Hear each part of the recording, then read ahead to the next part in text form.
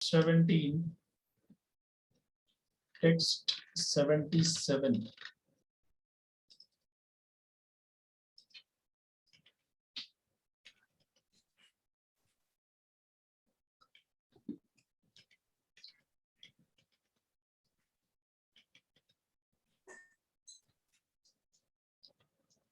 So this is a very important part of discussing Srimad Bhagavatam and Caitanya Charitamrita. In one sense,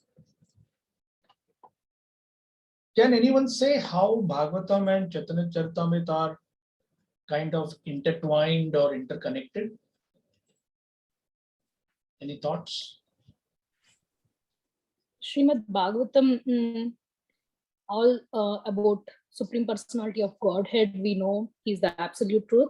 In Chaitanya Charitamrita, we can know how to do the devotional service to the Supreme Personality in a practical way. Very good. Very good. Excellent. In that way, even the Gita, Srimad Bhagavad Gita, Srimad Bhagavatam, and Chaitanya Charitamrita are all connected. I'll have to repeat this point many times, so don't worry if you don't get it now. But that will be our endeavor throughout our study of Sri Chaitanya Charitamrita. For example, some of you may be just new even to the Bhagavad Gita. You might have just read the Bhagavad Gita, studied a little bit here and there. Bhagavad Gita is like an emergency capsule, emergency scripture, capsule or a tablet, like somebody has a stroke right at the airport and you need to give somebody, that person, you need to give CPR or some immediate medical relief. So Arjuna has a immediate need for knowledge. Krishna doesn't say that right now you fight, let us go for a vacation later and I'll teach you the Gita at that time. No. Right now it is needed and knowledge is given. This is a very important point. Krishna has 6 opulences. You might have heard time and again. All knowledge, wealth, beauty, power, fame, renunciation. There is a story where Krishna meets a girl who is a hunchback on the streets of Mathura. And she pleases Krishna by giving him an offering of sandalwood paste, flowers, whatever. So Krishna just touches her body and immediately she becomes one of the most beautiful of all maidens in the entire 3 worlds. How does he do it? Because beauty, being one of his opulences, is always there. As they say in English, it's on tap. He can immediately give that. So Krishna can give you knowledge now. He can give you beauty now, wealth now. There is nothing like Krishna has to wait. Or like a funny thing, if 10,000 devotees are chanting Hare Krishna and praying to Krishna for mercy, Krishna will not say, wait. Who was the first? Okay, only 4 people today. The rest you have to wait. No, God is full and God is complete. So that is one big pillar of understanding of Vedic wisdom, that no one is a burden on God. Nobody is considered like, oh, you were not a devotee for so many lifetimes, so I won't be taking your case now. You spurned my offer so many times. You rejected me so many times. And rascal, now you are coming and saying you are a big devotee, you have a shaven head and you are taking saffron robes and you are putting on a big tilak on your forehead. Don't fool me, I know who you are. No. Krishna doesn't say like that. So the Gita is an emergency scripture, only 700 verses. But in the Gita, Krishna says, my devotees always think of me. My devotees joyfully spend time talking about me. But talking about you You mean to say the philosophy which you gave in the Gita? No. All the stories, all the beautiful incidents with my devotees. But we don't know any God. We don't know much. Well, for that you have Srimad Bhagavatam. Not 700, not 7,000, 18,000 verses. Read, discuss as much as you can. So now we have two, and basically the devotional poets in India, they always say Gita Bhagavat, Gita Bhagavat, Gita Bhagavat. So where does the Chaitanya Charitamrita come in? Very beautiful reason. The same Krishna who told in the Bhagavad Gita, Arjun, surrender unto me. Now, is this a specific medicine given to Arjuna only? Oh, yeah. Arjun should surrender to Krishna. Good for him, good for him. No, Arjuna is the instrument through which you and me are given the same message. So, like if a father is telling his son that, my dear son, please obey your father. So it's not that this father is telling his son and it's a specific thing between this father and this son only. Oh, I can disobey my father. No. Like my father used to tell me that, the more you obey your elders, the more you will be benefited. So I thought at that time that why only I should be doing that? There are so many of my friends who don't do that. But later I realized that this is a universal statement. Like there is a statement in the Gita where Krishna says, "O Arjuna, surrender unto him utterly." So one person had a doubt. Oh, that means Krishna is not the God. Krishna is asking him to surrender to the super soul. Sometimes Krishna also is a bit humble when he says that, Arjun, go and surrender to the super soul. But later he says, I am that super soul in everybody's heart. So we are told to discuss Krishna's pastimes, and there are almost none in the Bhagavad Gita, but there are hundreds in the Bhagavatam. So when Krishna says, do perform Krishna talk, Krishna discussion, or in Sanskrit, Krishna Katha. So what is this Krishna Katha that we have to do? For that we turn to Bhagavatam. And the Bhagavatam, we have less of Krishna telling about himself, but more of other stalwart teachers telling about Krishna. So 5,000 years passed, and people in India, we started talking of who is Krishna, why only Krishna Katha, why not this fellow? Oh, my Guru also is God. So Krishna decided to come again, but not as the Supreme Lord, but as a supreme devotee. And therefore, Chaitanya Charitamrita is special, because here we have, and Prabhupada gave a wonderful example, the teacher finding the student cannot understand even A, B, C, D, finally sits near the student and says, okay, now you hold this pen or pencil or chalk, and I will hold your two fingers and we will write A. This is how A is to be understood. This is B. Now, please don't feel that the teacher is learning ABC today. The teacher knows much more than that. The teacher has come down to the level of the student who can understand ABCD. So this is the part, this is a connection between Gita, Bhagavat, Chaitanya Charitamrita. Gita is philosophy spoken by Krishna. Bhagavatam, greatness of Krishna explained by devotees. And Chaitanya Charitamrita, the same Krishna coming in the form of a devotee. And we can learn how to be an ideal devotee by studying the life of Chaitanya Mahaprabhu. And therefore, in the first canto of Srimad Bhagavatam, Before even the first chapter begins, Prabhupada gave a summary of Mahaprabhu's life story. That is the importance of that. So we come to our 77th verse today. Mahaprabhu here is giving some important guideline about the holy name of Krishna. So text 77, Murari ke kahe tumi Krishna varsha kaila, shuniya Murari shlok kahite lagila. Lord Chaitanya, translation by Srila Prabhupada, Lord Chaitanya then praised Murari Gupta, saying, "You have satisfied Lord Krishna."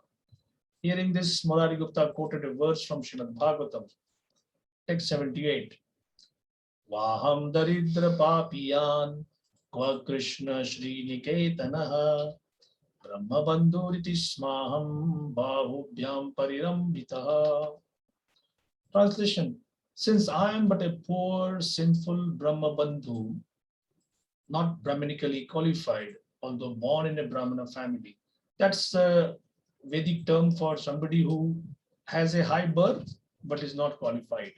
Brahma bandhu, not Brahmanically qualified, although born in a Brahmana family. And you, Lord Krishna, are the shelter of the goddess of fortune. It is simply wonderful, my dear Lord Krishna, that you have embraced me with your arms. What for? This is a verse from Srimad Bhagavatam 10:81-16, spoken by Sudama Vipra in the presence of Lord Sri Krishna. This and the previous verse quoted from Srimad Bhagavatam clearly indicate that although Krishna is so great that it is not possible for anyone to satisfy him, he exhibits his greatness by being personally satisfied even with one who is unqualified from so many angles of vision. Sudama Vipra was born in a family of Brahmanas, and he was a learned scholar and a class friend of Krishna's. Yet he considered himself unfit to be strictly called a Brahmana. He called himself a Brahma Bandhu, meaning one born in a Brahmana family but not Brahmanically qualified. Because of his great respect for Brahmanas, however, Krishna embraced Sudama Vipra, although he was not a regular Brahmana but a Brahma Bandhu, because he was born of a Vaidya although he was a regular Brahmana but a Brahma Bandhu or friend of a Brahmana family. Murari Gupta could not be called even a Brahma Bandhu because he was born of a Vaidya family, and according to the social structure was therefore considered a Shudra. But Krishna bestowed special mercy upon Murari Gupta because he was a beloved devotee of the Lord, as stated by Sri Caitanya Mahaprabhu. The purport of Sri Bhaktisiddhanta Saraswati Thakur's elaborate discussion of this subject is that no qualification in this material world can satisfy the Supreme Personality of Godhead, Krishna, yet everything becomes successful simply through development of devotional service to the Lord. The members of the International Society for Krishna Consciousness cannot even call themselves Brahma Bandhus. Therefore, our only means for satisfying Krishna is to pursue the injunctions of Lord Sri Chaitanya Mahaprabhu, who says, Chare dekha tare kaha Krishna upadesh, Amara gya guru hoya tarai desh. Whomever you meet, instruct him on the teachings of Krishna. In this way, on my order, become a spiritual master and deliver the people of this country. Chaitanya Charitamrta Madhya.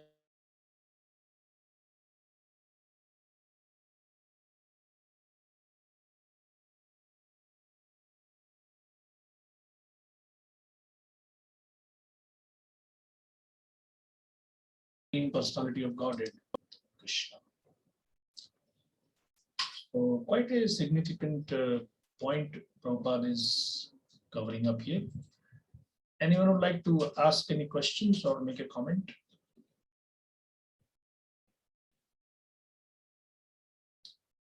So you'd like to read further? Prabhuji, what is that Vaidya family belonging to Shudra? Okay. Yeah, Vaidya basically means a physician. somebody who would administer medicine. And to be honest, many of the things which were there even 500 years ago should not be considered as a line in stone, because after the Pandavas left the world and Kali Yuga began, every few centuries there would be some kind of upheaval in Indian society. So one particular community would be considered very high, and after some time they would slip down. And so that happened with this community of physicians. Vaidya, you heard the term Vaidya, fairly known in India. Somebody who gives medicine, like a doctor. And in Bengal at that time, the Vaidya community was not seen as very high. And Murari Gupta happened to be a physician. So he was born of a Vaidya family. So, and Murari Gupta, by the way, is Hanuman in Ram Leela. So there'll be another sweet story about one interaction between Mahaprabhu and Murari Gupta. So Mahaprabhu has given a certificate that you have satisfied Lord Krishna. That means your life is successful. But Murari Gupta, taking a humble stance, is saying that no, no, no, I'm not fit for that. I'm not qualified for that. So this is like a recurring theme, that Krishna accepts service from someone and that makes that person glorious, or that devotee glorious. But when others remind him how glorious he is, his humble mindset is revealed. He's saying, no, no, no. Who am I? I'm just a lowly person. That's the interaction we are seeing here.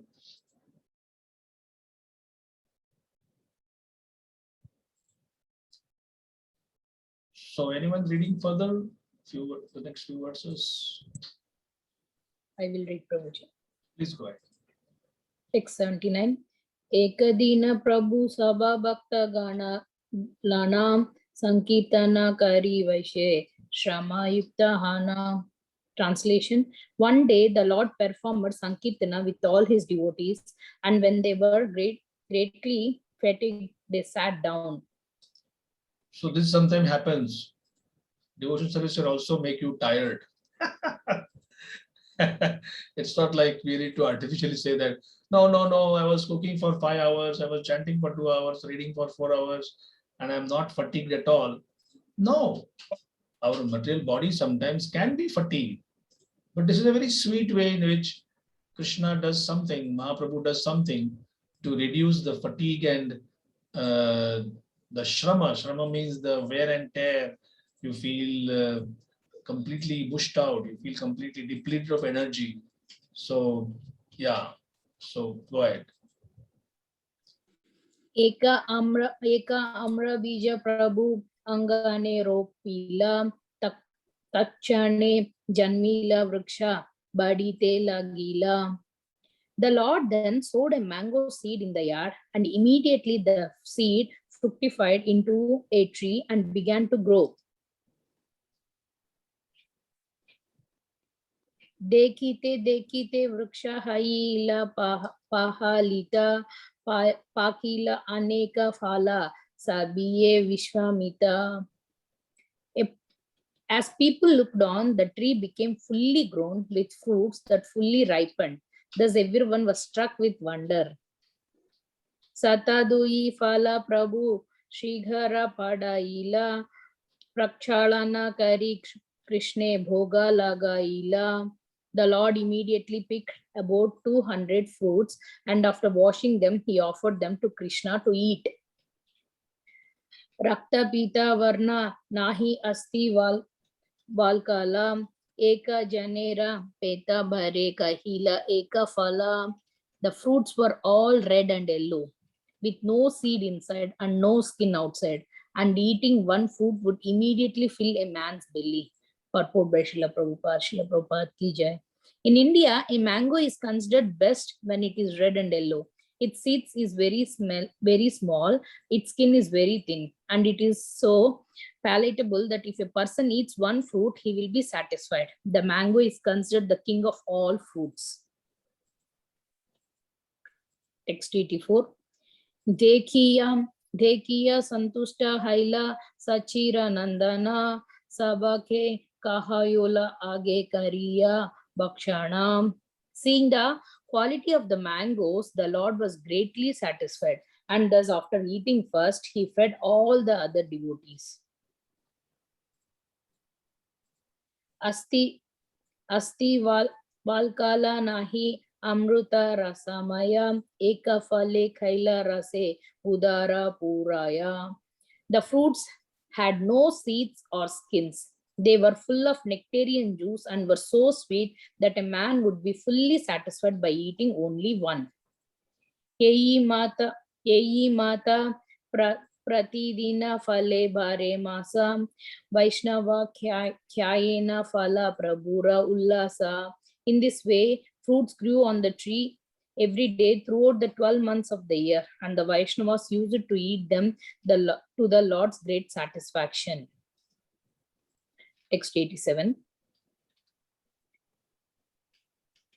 Yeyi sabha lila kare sachira nandana anya loka nahi jane vina bhakta gana.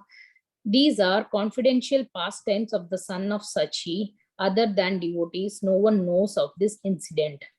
Non-devotees cannot believe this incident. Yet the place where the tree grew still exists in Mayapur. It is called Amaraghata or Amghata. Yeyi mata bara masa kirtana avesena amara mahotsava prabhu kare dine dine. In this way, the Lord performed Sankirtana every day, and at the end of Sankirtana, there was a mango eating festival every day for 12 months. Purport.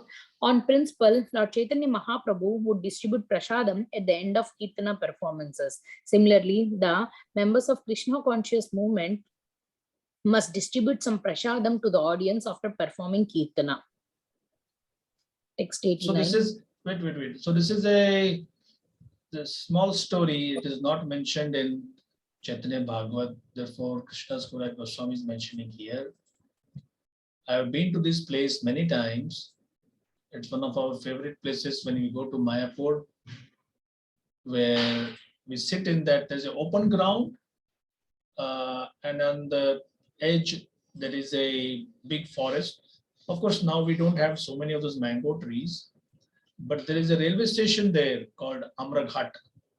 So it is very nice to read about these stories when you are sitting there.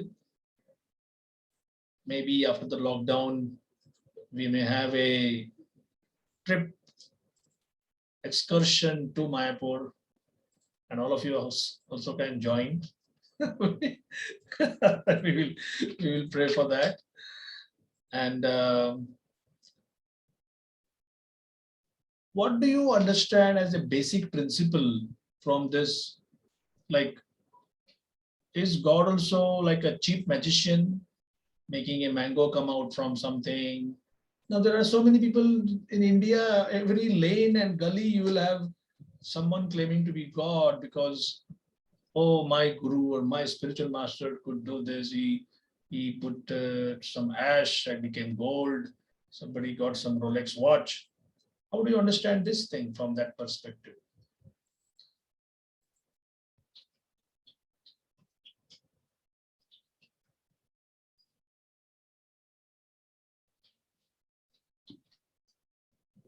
Here, Chaitanya Mahaprabhu, the fruits of this tree are offered to Krishna, and then he distributed as Krishna's prasadam to all the devotees. He has not done this for any other reason here. Correct. That's my understanding. Correct. Mahaprabhu or Krishna doesn't have to show a kind of a cheap miracle to gain followers or to make people understand that he is God. the first and foremost thing is, what is the meaning of Krishna consciousness? I chant Hare Krishna every day so that I train my mind, I program my mind to satisfy Krishna. It is more like an artificial attempt on my part. Because throughout the day, I see people around me, I see my political leaders, film stars, sports stars, anybody who is big and rich saying, this is how I satisfy myself.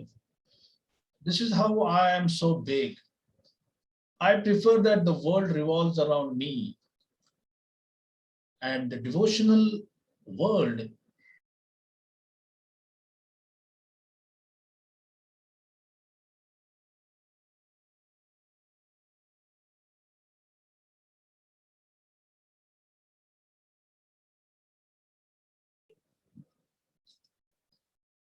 so here we see the Supreme Lord is also supreme in everything. And what does that everything mean? First and foremost, Krishna thinks of his devotees all the time. How do I satisfy them? How do I satisfy them? He gets greater pleasure in seeing his devotees satisfied than he himself. So in one sentence, spiritual life and material life, they both have a sense of competition. In material life, not you, but me. I need to be the center of attraction. And when everybody fights for being the center of attraction, nobody becomes the center of attraction. We simply become opponents of each other. In spiritual life, the devotees want to give everything to Krishna, and Krishna wants to give everything to the devotees. So there's also some competition here. But this competition is an explosion of pleasure of the highest variety because it is natural. Material life is called artificial because artificially the part is considering itself the whole. Artificially the hand is trying to eat the cake, but the hand cannot enjoy the cake. The hand has to give it in cooperative spirit to the stomach. So this is the recurring theme in all of such kind of pastimes. So Mahaprabhu saw that the devotees were fatigued, and as the Lord and Master of material nature, he doesn't have to wait for 15 years or 20 years for the tree to give fruits. Material energy gladly gives God whatever he needs because she is the servant and Krishna is the master. So Prabhupada says that scientists are studying material nature with the hope that they will control her. They will never be able to control her. But devotees who are gladly cooperating with Krishna will find that many times strict material laws are suspended because the laws are not important. The lawgiver is important. If the king goes out on the road, if the president goes out on the road police will not say, sir, this road is closed for you. He said, idiot, it is closed for everybody else but me. Because I am coming here, therefore the road is closed. Have you seen sometimes an entire route is blocked because the presidential cavalcade, 20 vehicles are passing by. So if you ask the police, hey, you're stopping me from going, why are you allowing that guy to go? He says, well, that's the president, and that's what my orders are, that to stop everyone, but allow him. Similarly, if you and me put a mango in the ground, nothing will come for the next 20 years. So we are not imitators of God. We are cooperators with God. That's the basic sum and substance. So what I am thinking is, since the times have changed and you're all going 1 hour ahead, I would not like to take a full hour, but say 35-40 minutes, and we will see how it goes. So it's kind of getting late. We will stop here. We will meet again next week. Any last minute comments? So Prabhuji, how to understand? So we went to Mayapur one time with my parents.